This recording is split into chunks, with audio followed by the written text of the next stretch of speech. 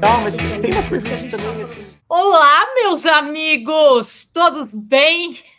Zé, Renata, tudo bem com vocês? Tudo bem? Certo, tudo em ordem. Muita notícia no mundo da corrida, não. Esse agosto está até que tranquilo, né? A gente teve um julho aí agitado, cheio de coisa, né? Mas a gente está começando agosto, tem um calendário grande, mas ainda está meio tranquilo, né? O que a gente teve recentemente foi o tão falado, né, desafio da ponte. Nós não fomos, mas a Rê tem alguns dados aí, né, Rê? O que você traz aí do desafio da ponte? Rô, a gente ficou, enfim, acompanhando daqui, né, toda a repercussão e o que enfim, a opinião da galera que correu. Muita gente que correu há 12 anos e voltou a correr esse ano. Então, assim, vários tipos de relatos de prova muito bacana, né? Mas o que teve foi, assim, uma quantidade... A gente estava, assim, também curioso para saber porque o interesse por essa prova era bastante grande, né?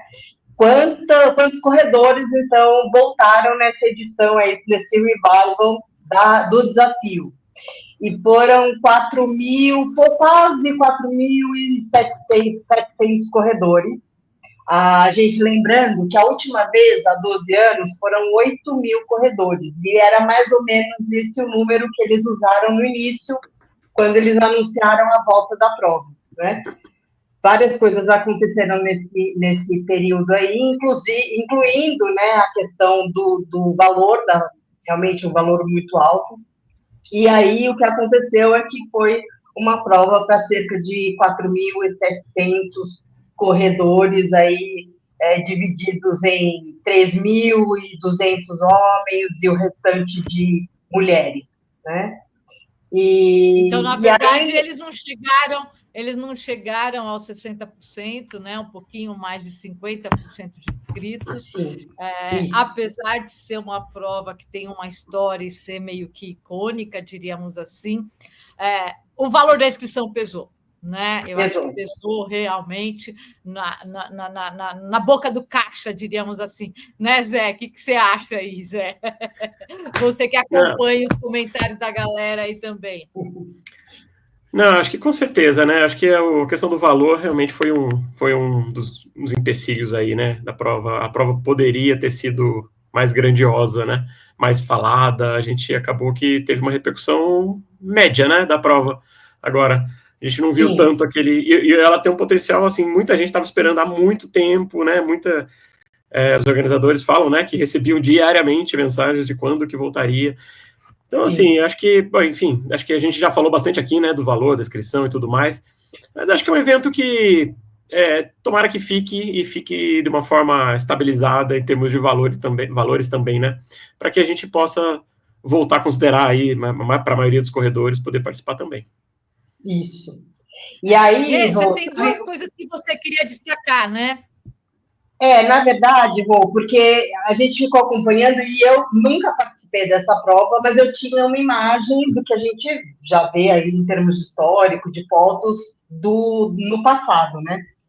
E me chamou a atenção que lá no passado, lá em 86, né, que eu acho que foi a última vez que aconteceu essa prova, a ponte era a via toda para os corredores. Não tinha divisão de corredor com carro. E esse ano você tinha, né? Você tinha uma parte da pista para os corredores, mas continuava tendo o tráfego de carros, né? Então, isso me chamou a atenção. E a segunda coisa que me chamou a atenção, Rô, ainda ligado nisso, né, é que os corredores, eles corriam no sentido dos carros. A gente sempre fala, né, aquela questão de segurança, de colocar corredor sempre correndo no sentido contrário. E na ponte, tanto o carro quanto os corredores estavam todos em sentido ali Rio de Janeiro, né, Niterói, Rio de Janeiro. Então, eu fico na dúvida se existe um motivo técnico para isso, o que poderia ser mais importante do que a segurança, que eu imagino ser maior quando você tem corredores vindo, né, e dividindo ali a pista com carros no sentido contrário. Então, isso me chamou a atenção também. Eu não consigo entender qual seria a justificativa técnica para isso, né? Vamos tentar apurar. A gente está tentando, né? Na verdade, a organização do Desafio da Ponte é a mesma organização da Maratona do Rio, e a gente está tentando, desde abril, né, entrevistá-los, mais aí, acho que em função de Maratona do Rio, em função do próprio desafio, a gente não conseguiu ainda encaixar essa agenda deles, ou sei lá, né, talvez porque a gente seja muito objetivo e direto, jornalista nas perguntas. O problema é esse, né, Rô? Quanto mais demora, mais perguntas a gente vai colocando na lista. Né? Vai ficando pior. Meu amigo Traven, venha logo conversar com a gente, porque senão vai acumular pergunta e vai acumular saia justa aqui no nosso bate-papo, tá? Mas, enfim, vamos ver se eles vêm, né? Eles estão convidados, a gente está tentando falar com eles aí. E aí, quem sabe a gente tem essas respostas deles, né? Enfim. Sim. Mas, falando de provas ainda que aconteceram, eu queria falar rapidinho da corrida que teve em Fernando de Noronha. A galera deve ter visto, quem não viu, vai lá no Instagram do Jornal Corrida, tem o link aqui embaixo. A gente publicou. Esse fim de semana aconteceu dentro daquele calendário de comemorações dos 50 anos da Olímpicos, mas é uma prova que é extremamente tradicional, né? O seu René Jerônimo, eu quero falar dessa prova porque a história da prova é legal, né? O seu René é um morador da ilha que criou esse evento há décadas, há muito tempo ali para o pessoal da ilha, para incentivar os moradores da ilha de Fernando de Noronha a correr. E há um tempo atrás a Olímpicos ficou sabendo do evento, foi lá, patrocinou, e esse ano o seu René já não corre mais, ele está com alguns problemas de saúde, mas estava o filho dele, a família inteira lá, e foi uma galera para Noronha para correr, fora a comunidade local, que sempre abraça. Então, eu acho que é um evento legal, né? É aquele típico evento que mostra assim, né? Como que a corrida é uma coisa de comunidade, de integração mesmo, né? Independente de você estar lá numa ilha, né? Que é uma ilha totalmente isolada do continente, o cara corria lá atrás e resolveu criar uma provinha, aí uma marca ficou sabendo e foi lá e patrocinou. Hoje a prova dele é conhecida, esse ano a prova dele entrou no calendário dessa marca, então eu queria ressaltar aí, quem quiser ver algumas imagens da prova em Noronha, tem no Instagram do Jornal Corrida, e assim, acho que o seu René, ele é um dos grandes motivadores da corrida no Brasil pelo trabalho que ele fez ali, né? Sim. Porque a gente já fez uma pesquisa antes da pandemia no Jornal Corrida, que eu preciso até repetir, a gente precisa repetir essa pesquisa, que é qual que era a corrida dos sonhos. Na época, fora Majors, a corrida dos sonhos do brasileiro, do corredor brasileiro, era correr em Noronha. Uhum. Né? E aí esse cara criou essa prova ali com os amigos dele, enfim, pela BR, que é a única, é a BR mais curta, né? Que é aquela única via asfaltada que tem ali em Noronha, que é uma BR, e ele criou isso. Então, parabenizar o seu René por essa história, por fazer isso e por criar. Eu já tive a oportunidade de nunca correr a corrida do seu René, mas eu já tive a oportunidade de correr em Noronha 2 vezes. E assim, corredor lá, eu acho que por causa do seu René, é tão bem recebido, gente. A gente é tão bem recebido nas pousadas, nos restaurantes, é muito legal. A ilha tem essa ligação com a corrida graças ao seu René. Então, seu René, obrigada, parabéns pelo teu trabalho aí na ilha e muitos anos aí para a sua prova e para as provas que acontecem nesse paraíso de Noronha.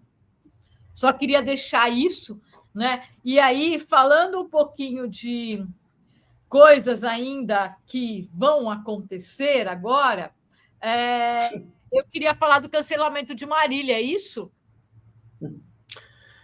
Pois é, Rô. Você que é o nosso homem maratona aí, o que aconteceu em Marília? Pois é, Maratona de Marília, né, que foi divulgada aí desde o ano passado como novidade do calendário, já teve uma data, né, não cumprida, e agora já era para ser uma nova data agora, dia 10 de agosto, e ela novamente não vai acontecer, a organização já divulgou, e a questão do permit, né, que é a autorização da Federação de Atletismo, para poder fazer a prova, né, senão ela não é oficial. E ela não obteve o permit até hoje. A alegação do adiamento da data anterior foi justamente pela falta de permit, né? Não teve o tempo hábil, e agora, novamente, anunciaram o cancelamento.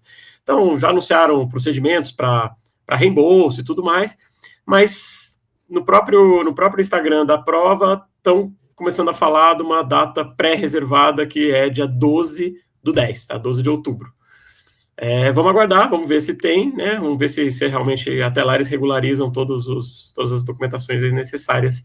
Mas de novo, né? 2 vezes sendo cancelada aí, a gente fica receoso de fechar uma viagem, de fechar, ainda mais para quem é de longe, né? Sim. E eu acho que assim, esse boom da corrida, é sério, gente. Eu ando assim, exaurida de ver tanta notícia de coisa nada a ver envolvendo corrida, né? Tá até over demais, né? E nesse momento de boom da corrida, eu, por exemplo, pelo e-mail do contato do Jornal Corrida, a gente recebe em média. Essa semana eu até conversei com uma assessora de imprensa, a gente recebe em média de 10 a 15 releases por dia sobre eventos de corrida que vão acontecer, estão acontecendo pelo Brasil todo. Né? E eu conversei até com uma assessora essa semana, eu falei para ela, olha, você vai me desculpar, mas assim, a gente não consegue dar todas as corridas, porque se a gente publicar todas as corridas que acontecem, a gente vai passar o nosso tempo só publicando corrida. Então, assim, a gente tem uma linha editorial, a gente publica, obviamente, aquelas provas que são as provas principais do calendário nacional, depois as principais do calendário regional, aqui São Paulo, perto de São Paulo, e aquelas que têm algum tipo de parceria com a gente, é óbvio. Né? Enfim, então a gente segue essa linha. Mas por que eu estou falando isso? Porque tem muita prova acontecendo, e para a galera que está entrando agora, nesse boom, nessa falação da corrida, toma cuidado, presta atenção na organização, vê desde quando existe a prova, vê permit, vê o regulamento, vê o que ele está se comprometendo a entregar, vê se tem apoio da prefeitura local, vê o que ele está comprometendo de ambulância, sabe? Vejam tudo isso, não vão só na balada, né? Está tendo também esse paralelo entre corrida e balada, né? Porque a geração aí dos 30 está substituindo a balada pela corrida. Só que cuidado, gente, né? Não dá para substituir assim 100%, né? Porque envolve... Assim como tem que selecionar bem as baladas, tem que selecionar bem as corridas também, né? Exatamente, né? Não é qualquer balada, né? Aquelas furadas que a gente se metia quando tinha 20 e poucos anos, 30 anos, né? Quem não se meteu? Então, galera, na corrida tem como você, assim como nas baladas, tem como você, sabe, filtrar. Dá uma pesquisada, dá uma filtrada e não se meter em frio. Então, tomem cuidado com isso, tá? E aí, momento de descontração nosso aqui, né? Entre esse boom da corrida, que deu o que falar esses dias, é o morador de rua, é isso, que ganhou uma prova correndo de chinelo. Ele estava lá na rua, viu a galera correu, ganhou, estava de chinelo, e o cara já tem 70 mil seguidores, é isso? Quem comprou os seguidores para ele, gente? Alguém montou esse Instagram para ele, foi lá comprar o Mohamed e já está querendo ganhar as custas do cara. Não é possível, não é possível. Mas foi isso mesmo, Rô. E isso aconteceu no Pará, numa cidade lá do interior do Pará, chamada Garrafão do Norte. Olha só, imagina isso. E, na verdade, ele, pelo que eu entendi, ele viu a galera correndo, ele entrou na prova, correu também. Não que ele ganhou a prova, mas ele chegou, então ele ganhou uma medalha de finisher. Isso ele ganhou, né? Tá. E aí foram atrás da história dele, e aí viram que realmente era uma pessoa, enfim, que não tinha muito recurso ali, ele correu de chinelo descalço, enfim, ele não era corredor, né? Mas ele se sentiu... Entrou na balada, ele literalmente entrou na balada, viu aquele monte de gente reunida, né? Eu vou junto com essa galera me divertir. Legal. E com fortes indícios de embriaguez, né? Isso. O pré-treino dele, eu não sei, acho que eu não vou recomendar, mas aí deixo para os nutris fazerem essa avaliação, né, do que ele tomou antes. Mas o que eu achei assim, interessante é que com toda essa repercussão e tirando assim um aspecto, né, até engraçado de tudo isso, foi que ele se sentiu motivado em função dessa repercussão toda a dizer que quer sair da cachaça, quer sair do vício, quer arranjar um emprego. Então acho que a corrida entrou por uma porta assim, né, inusitada. Mas ele se sentiu assim, motivado, então, a procurar aí as vias mais comuns aí, né, do esporte. Que legal. Olha que legal. Agora, o legal mesmo também seria, de repente, uma marca de tênis, né? Olha só a oportunidade. Alguém mais perto vê esse cara, dá um treino. E a próxima prova dele, ele está todo paralisado, inclusive com tênis. Cara, olha, eu vou até fazer um paralelo aqui, que ele vai me desculpar, mas ele é meu amigo e ele é colaborador do Jornal Corrida, e eu tenho certeza que ele me dá permissão, porque ele conta essa história para todo mundo, né? A gente tem aqui entre os nossos colaboradores um exemplo disso, né? O Jean, que é o famoso psicorã, que está sempre comentando aqui embaixo, não sei o quê, tem uma história surreal que você olha para ele, você fala, não, você não viveu tudo isso, né? E foi a corrida que salvou ele, né? Então é possível sim, né? A gente tem um exemplo lá desse cara em Pará, mas a gente tem exemplos aqui bem pertinho da gente, do lado da gente, né? Então eu li essa semana e vocês vão ver em breve isso num material que a gente vai soltar aqui nos próximos dias, né? Tem em algumas situações a corrida cura e a corrida salva, literalmente, né? É óbvio que tudo tem o cuidado, tem a atenção e tem os limites, mas a corrida cura muita coisa. Só não cura a nossa curiosidade sobre a São Silvestre. Nem de Deus, a galera está ficando enlouquecida e ninguém tem informação, ninguém fala nada. A única notícia que soltaram está aqui o link, a famosa arte da Ecobag, tem um artista, o link da matéria no Jornal Corrida, onde a gente mostra a arte que ganhou, quem que é o artista, como que foi esse esquema dessa escolha da arte na Ecobag, né? O link está aqui embaixo, a matéria completa está aqui embaixo, mas a gente não tem mais notícias, estamos todos nós aguardando. De novo, Fundação Casper Libero, está aqui, ó, né? 2/3 da nossa equipe aqui, ó, presente, são de casperianas, por favor, né? Nos mandem notícias, venham conversar aqui com a gente sobre São Silvestre, porque a galera já está ficando cabreira com essa falta de notícias, né? Mas daqui a pouco abre e todo mundo já fica feliz, e dia 31 de dezembro vai estar todo mundo feliz. A gente tem também novidades no mundo de maratona, né? Primeira novidade fora do Brasil. Vamos falar primeiro da novidade no Brasil, Zé? Vai. Vamos falar e essa semana é uma data bem importante para a maratona, né? É o dia do maratonista, no dia 7 de agosto. Sim, temos o dia do maratonista. Né? Temos o dia do maratonista dia 7 de agosto. Exato, e queria contar um pouquinho do porquê 7 de agosto, né? 7 de agosto é o nascimento do Abebe Bikila, né? O etíope, né, que primeiro homem a ganhar duas maratonas olímpicas, né, 2 medalhas de ouro de maratona olímpica, e dito por muitos aí como o maior maratonista da história.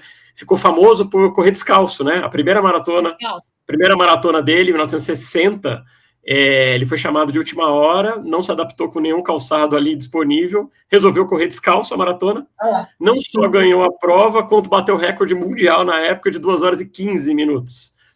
Na segunda maratona olímpica, ele foi chamado de novo, teve cirurgia, teve complicações, teve que, em última hora, correu a prova, e aí baixou de novo o recorde na maratona de Tóquio, 2 horas e 12. Então, assim, é um fenômeno, foi um fenômeno na época, e acho que justa a homenagem, né, de ser 7 de agosto, o dia do maratonista. Mas falando de Piracicaba, né, Piracicaba... primeiro aconteceu agora a maratona de Piracicaba, que já estava anunciada. Acabou de acontecer, né? Acabou de acontecer no último domingo, vários amigos lá. A prova foi dura, né? Diz que foi bem difícil, acima de 400 metros de altimetria, prova bem complicada, mas que foi bem organizada. E recentemente foi anunciada pela uma outra organização, anunciou também uma maratona em Piracicaba para 2026.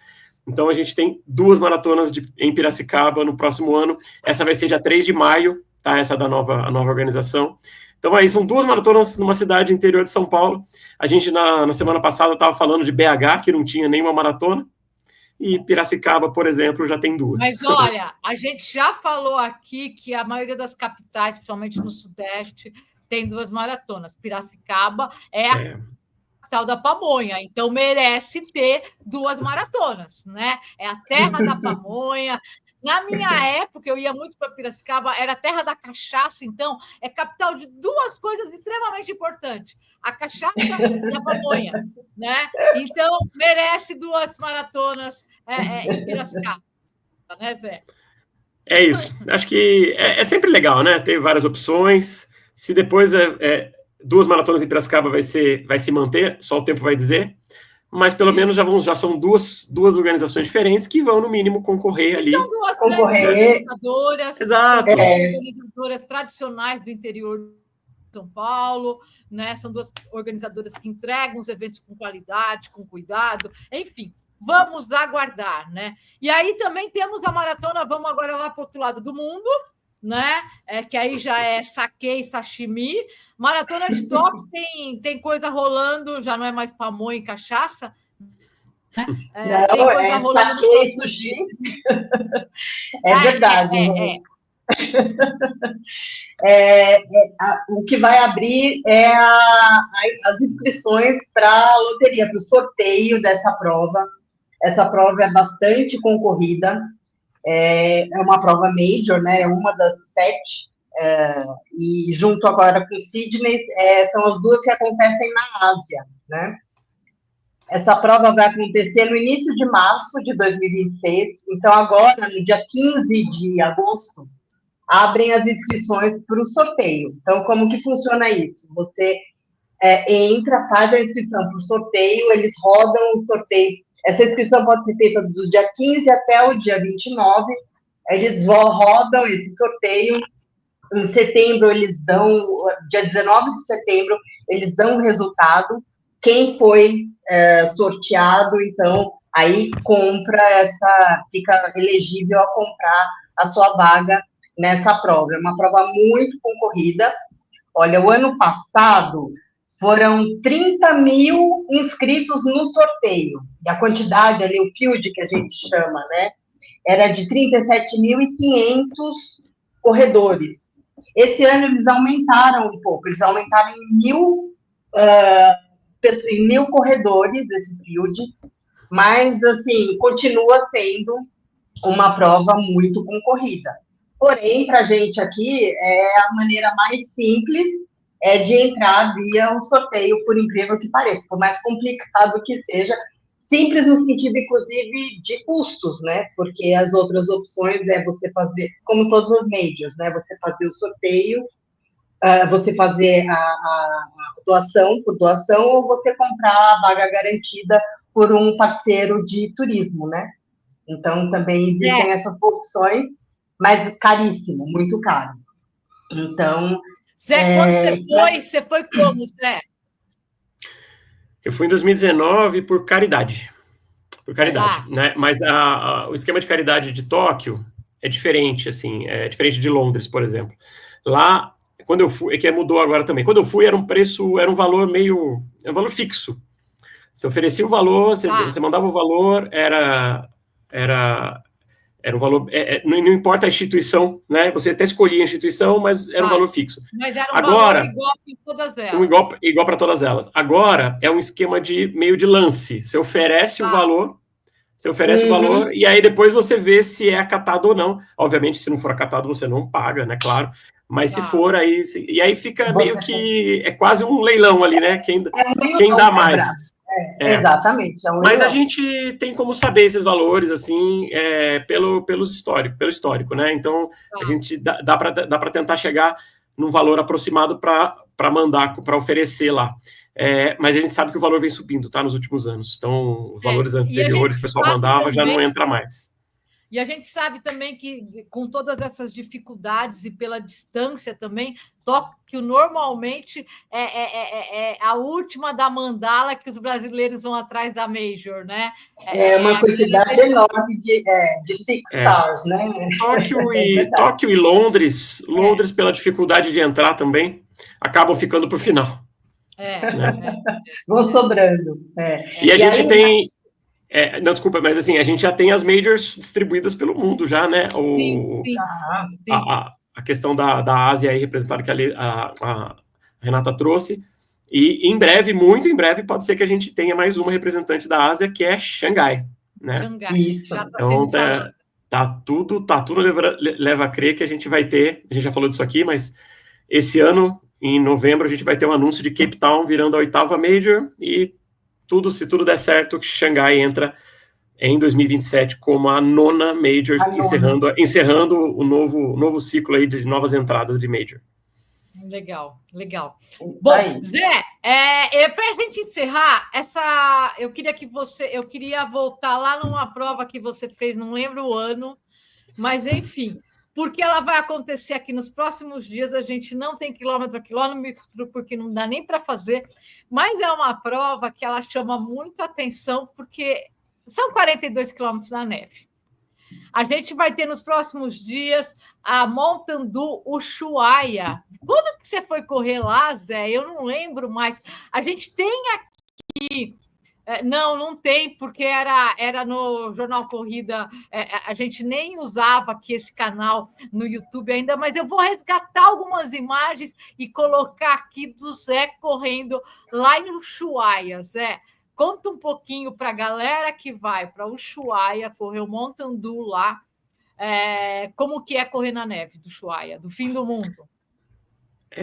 Experiência única. Fiz em 2018, tá? 2018. Uma das maiores experiências, né? Já fiz 139 maratonas e é uma das maiores experiências que eu já tive.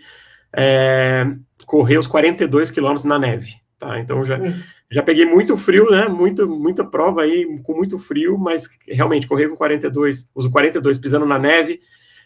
Cheguei a pegar -13, né? -13 e com neve batendo no rosto o tempo todo.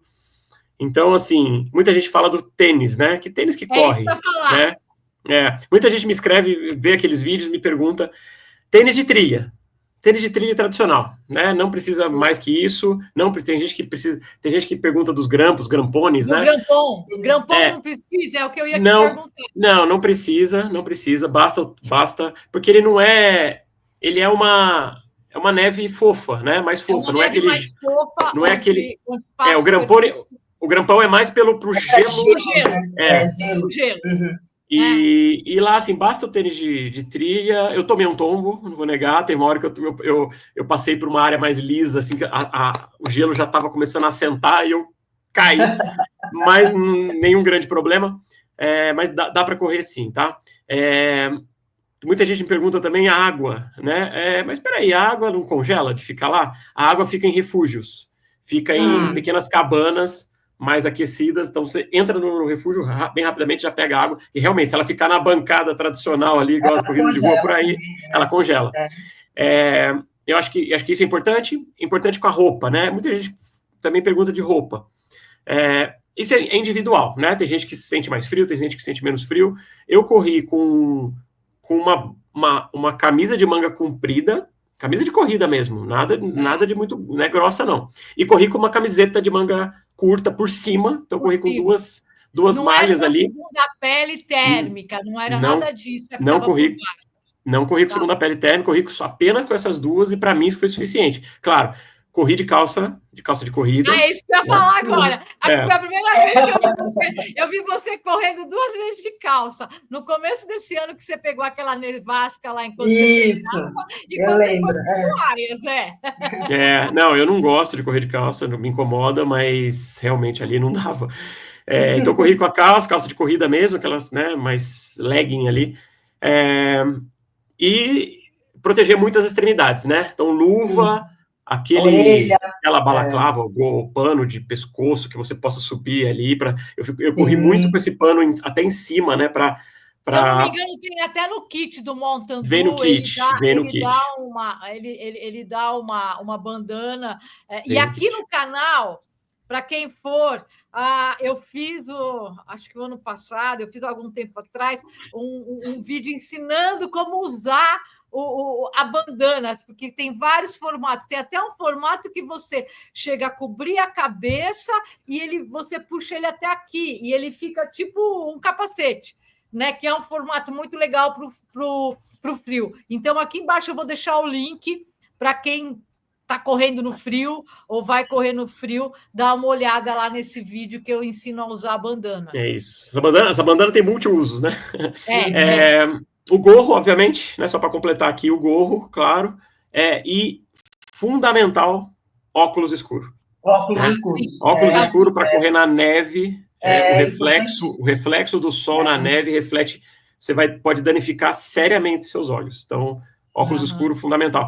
Então, assim, mas dito isso, assim, aí tem equipamentos obrigatórios da própria prova, que a prova exige. Então, eu corri com a mochila de hidratação, tinha que ter um anorak, né, aquela jaqueta.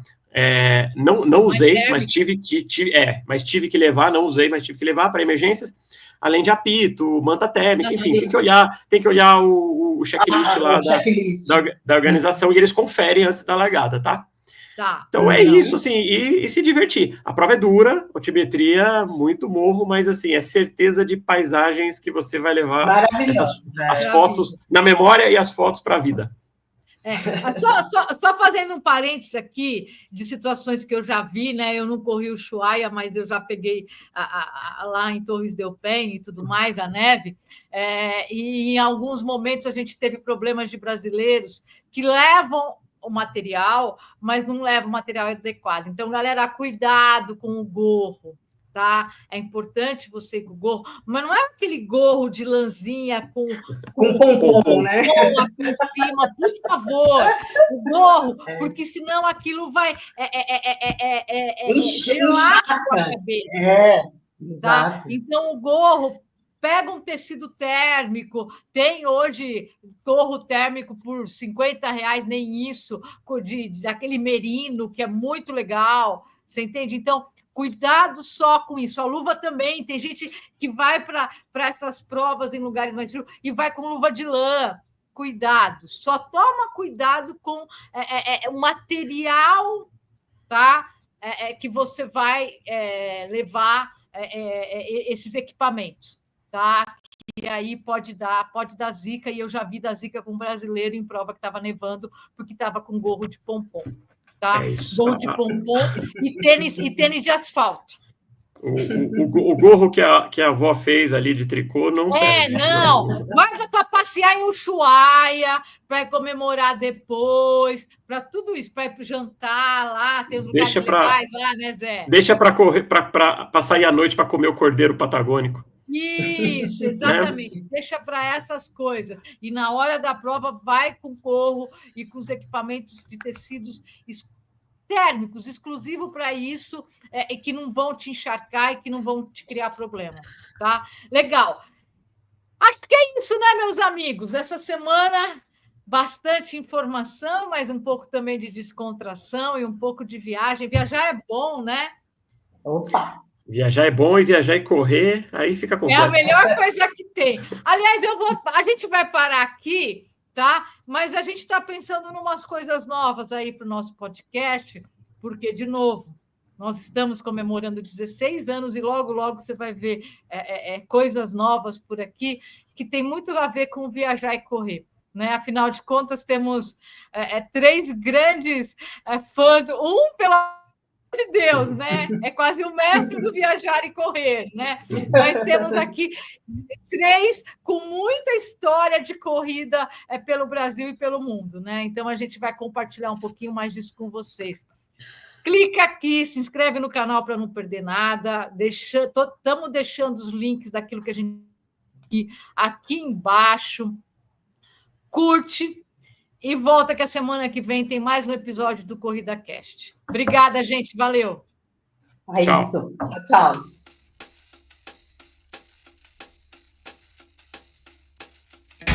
Tchau, mas